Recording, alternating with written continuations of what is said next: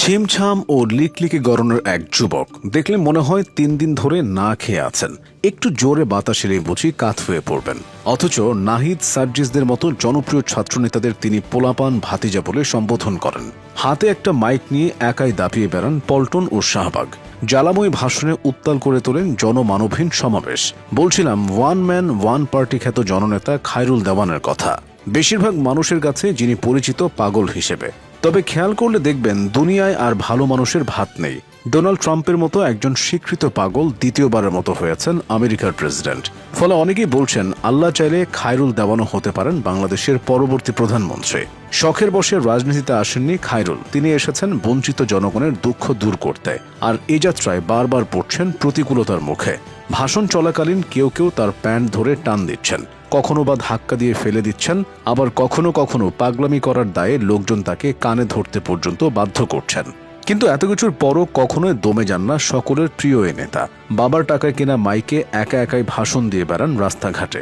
অকপটে স্বীকার করেন তিনিই একমাত্র সার্টিফিকেটধারী পাগল। 2 মাস ছিলেন পাগলাগারদে, যা কিনা তাকে আলাদা করেছে দেশের অন্যান্য রাজনীতিবিদদের থেকে। খালি ময়দানে নিয়মিত সমাবেশ করার কারণে অনেকেই ভাবেন খায়রুল দেওয়ানের নেতাকর্মী নেই। কিন্তু আপনি অবাক হবেন যখন জানবেন মাঝে মধ্যেই দূর দূরান্ত থেকে 2-1 নেতাকর্মী পদের লোভে তার সাথে দেখা করতে আসেন।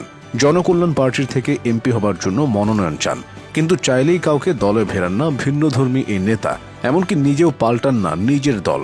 খায়রুলের দাবি তার এক ডাকে পুরো দেশের মানুষ একত্রিত হতে পারে, কেননা তিনি যতটা জনপ্রিয় বাংলাদেশের আর কোনো নেতাই এতটা জনপ্রিয় নন। আর এ কারণেই নাকি তাকে মোটা অঙ্কের টাকা দিয়ে দলে নিতে চায় বিএনপি ও এনসিপি।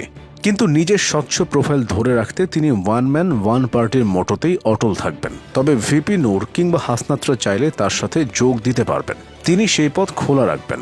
নানান পাগলামির মাঝে খায়রুল দেওয়ান শ্রমিকের মজুরি নিয়ে সবসময় সোচ্চার থাকেন। ক্ষমতায় গেলে শ্রমিকের বেতন 8,000 থেকে বাড়িয়ে 30,000 টাকা করে দেবার আশ্বাস দেন। আবার প্রধানমন্ত্রী হতে পারলে প্রত্যেক নাগরিকের অ্যাকাউন্টে 50 লাখ টাকা করে অনুদান দেবার কথাও জানান তিনি।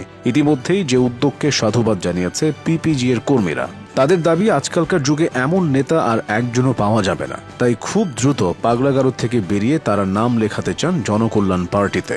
2023 সালে রাষ্ট্রপতি পদপ্রার্থী হবার ঘোষণা দিয়ে সর্বপ্রথম আলোচনা আসেন তিনি। সেবার নির্বাচন অফিসের সামনে মানববন্ধন করে তিনি জানান কোনোভাবেই তাকে রাষ্ট্রপতি পদের জন্য মনোনয়ন দেওয়া হচ্ছে না। তবে জুলাই অভ্যুত্থানের পর নিজের লক্ষ্য পাল্টান খায়রুল, ইচ্ছা প্রকাশ করেন প্রধানমন্ত্রী হবার, যার দরুন আবারও তিনি ভাইরাল হচ্ছেন সোশ্যাল মিডিয়ায়। নেটিজেনরা প্রশ্ন তুলছেন কি যোগ্যতা আছে তার। খায়রুল দেওয়ানের দাবি তিনি রাষ্ট্রবিজ্ঞান, সমাজবিজ্ঞান, অর্থনীতি, অ্যাকাউন্টিং ও ম্যানেজমেন্ট সহ অনেক সাবজেক্টে লেখাপড়া করেছেন।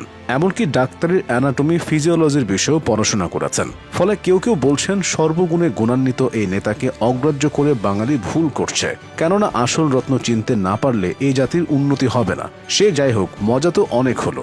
শেষ সময়ে একটা সিরিয়াস কথা বলি, খায়রুল দেওয়ানের কাছ থেকে একটা জিনিস কিন্তু সত্যিই শেখার আছে। আর সেটা হলো যতই প্রতিকূলতা আসুক না কেন, নিজের প্যাশনের উপর সবসময় অটল অবিচল থাকতে হবে।